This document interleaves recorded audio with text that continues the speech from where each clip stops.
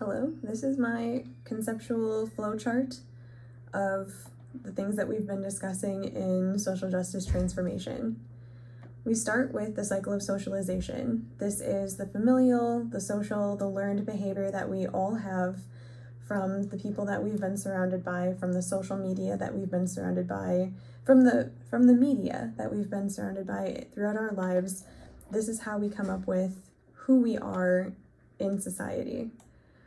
Now I've got a solid arrow going to the oppressor-oppressed paradigm. This is the opportunity to recognize where we fit in the hegemonic society deferential that we have in America.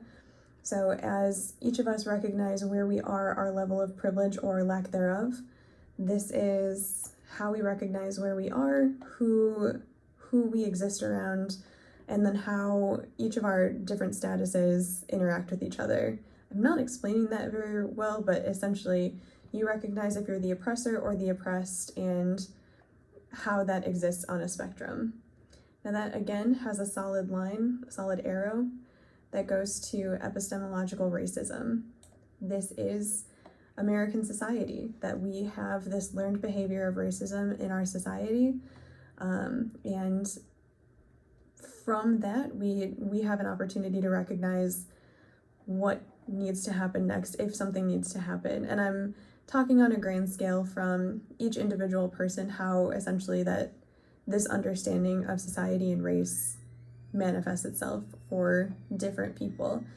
So from there, we also have a solid line that if there's no growth, there's no learning, there's nothing that you want to have happen from this understanding of racism in this society, you end up with hate-filled oppression, and that can be, again, on a spectrum, that can be manifest in a number of different ways. And I have this represented by a non-solid box because I do feel like when hate, when dehumanization, when this thought process of wanting to perpetuate your own ability as the oppressor, when that manifests, that kind of hate can continue to spread throughout the world. So this dotted line represents this opportunity for this hate to spread.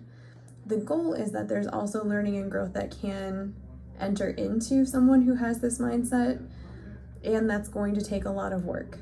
So just wanted to have that represented in each of this racism, this understanding of racism, in understanding the oppressor-oppressed paradigm, and in the cycle of socialization in general.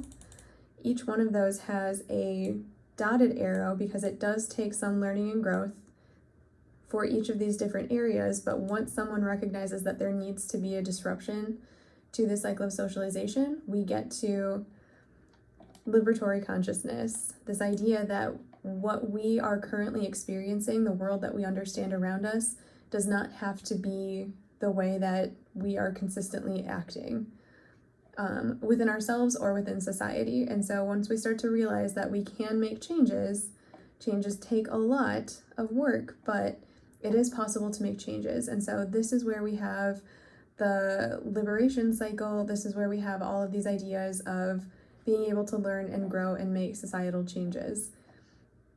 And from there, again, solid line, that leads to critical race theory, which was the first theory that came about specifically looking at the way that African American people are treated in society in this country, and wanting to have an idea of how we can disrupt the narrative of the hegemonic whiteness power differential that we have. So critical race theory was the overarching first theory that came about. After that, we ended up with some different offshoots of that. And so critical Latinx theory, critical tribal theory, critical disability theory, or Lat crit, tribal crit, disc crit. Each of these theories have their own set of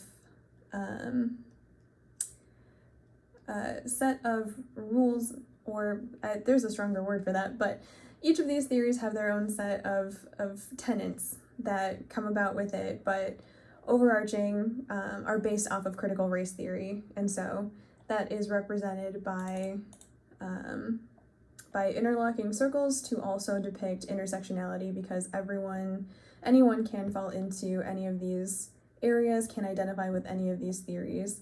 And this is where education happens as we start to think through the disruption to the epistemological racism in this country. So from there, our work is not done with education.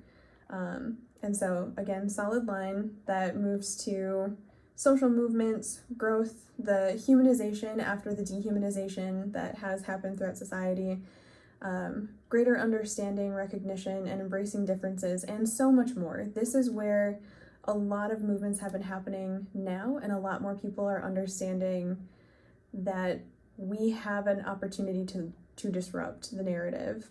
And so this is represented by a heart, because there is a lot of love in all of this.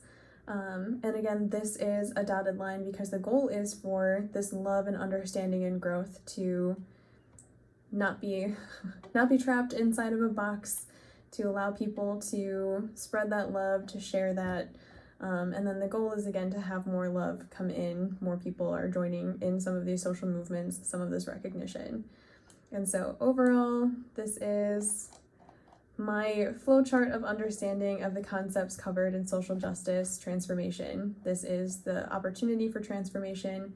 I hope that there is more transformation that continues throughout society, but this is my base understanding.